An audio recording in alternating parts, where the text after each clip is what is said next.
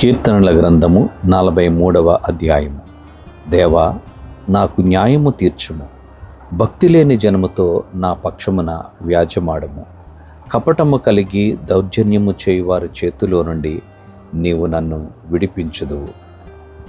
నీవు నాకు దుర్గమైన దేవుడవు, నన్ను త్రోసివేసితివేమి?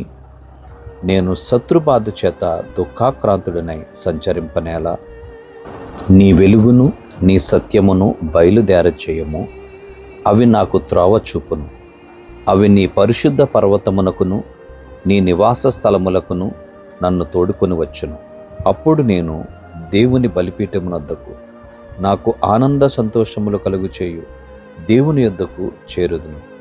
దేవా, నా దేవా, సితారా వాయించుచు నీకు కృతజ్ఞతాస్తుతులు చెల్లించెదను. నా ప్రాణమా, నీవేళ కృంగియున్నావు, నాలో నీవేళ తొందరపడుచున్నావు. దేవుని యందు నిరీక్షణ ఉంచుము.